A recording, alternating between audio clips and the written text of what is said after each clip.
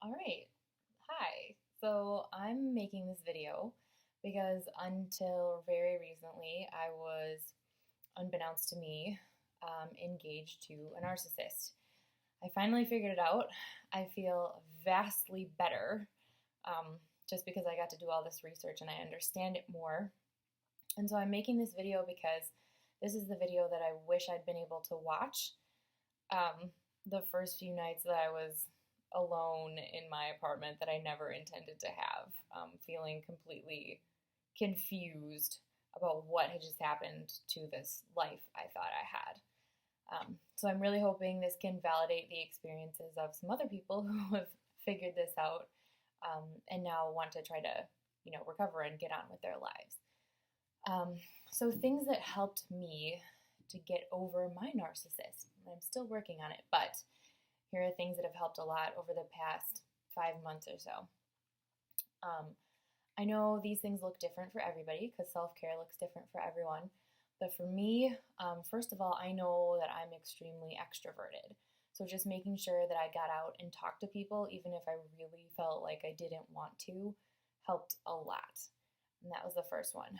Also, researching all of this and remembering all the nasty things she did that fit exactly into the textbook narcissist behavior has made me feel so much better because it finally means that I was not the one who became suddenly unlovable in less than 6 months after she proposed to me.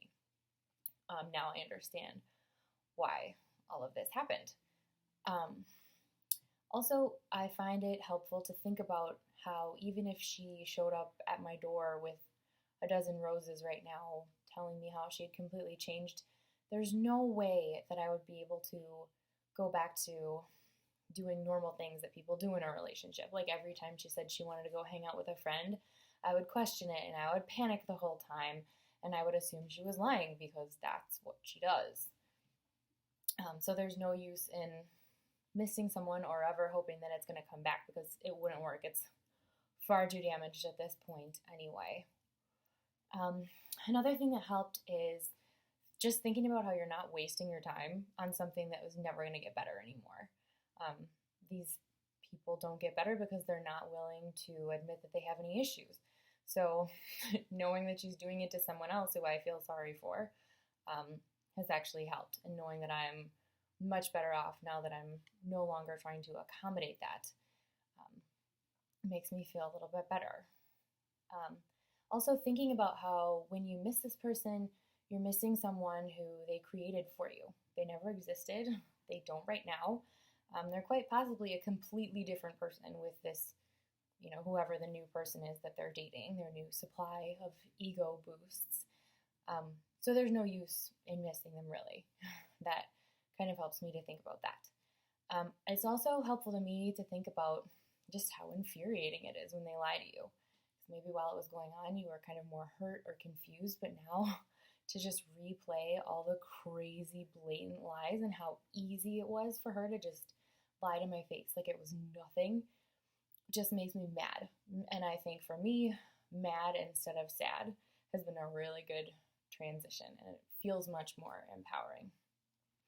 Also, what helped is making a list of the awful things this person did to you. I actually have a note in my phone. It's not so much anymore, but I used to just miss her like all throughout the day at work. And so I would have to look at it and be like, no, why would you miss this person? And this is kind of before I understood that she is a narcissist. But I have things in my phone that say like, she told you to shut up on your birthday. She told you to stop crying like a 3-year-old when she was packing up all of her things, breaking up with you, and threatening to go drive somewhere drunk in the middle of the night. So it's an extensive list, but those are a couple of the things that are like, oh yeah, okay, stop thinking about this person. Also, I take comfort in the fact that probably most of the reason we broke up was because I actually stood up for myself.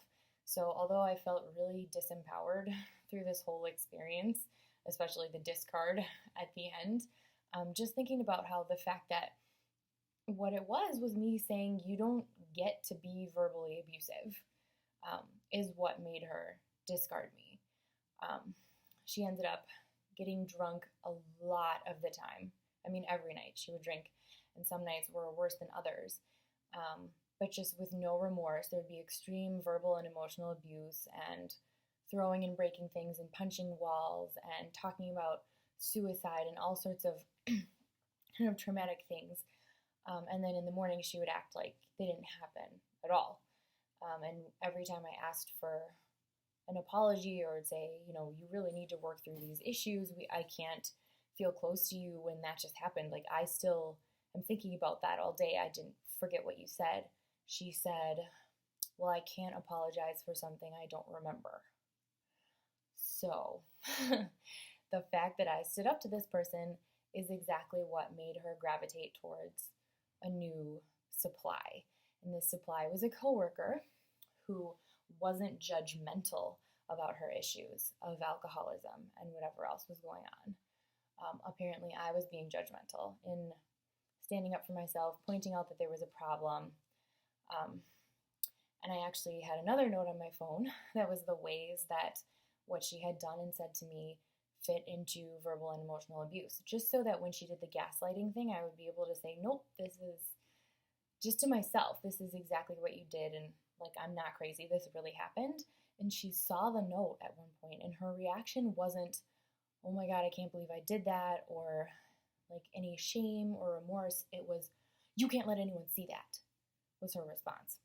Only concerned about her image. And my intention was never to run out and tell everybody or post it on Facebook, but her reaction to that was pretty telling. So her image was just way more important than the fact that she was hurting me. And then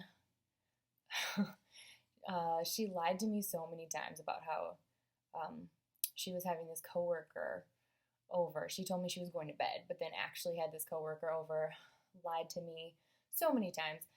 And then again, when I stood up for myself there, she called me the next day with I just can't do this anymore. And when I asked for an explanation of why you suddenly don't want to marry the person you proposed to 6 months before, she just said, I don't owe you an explanation.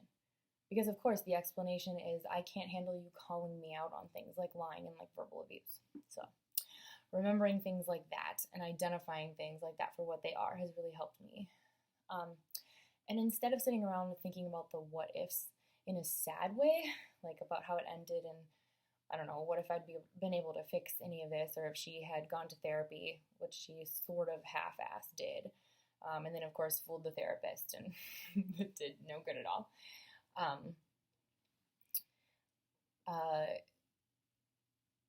It's good to think about how, none of this would have ended. And of course, if I had ever been in a tough situation where I needed emotional support or I had an illness that required her care, I wouldn't have been able to get that care from her.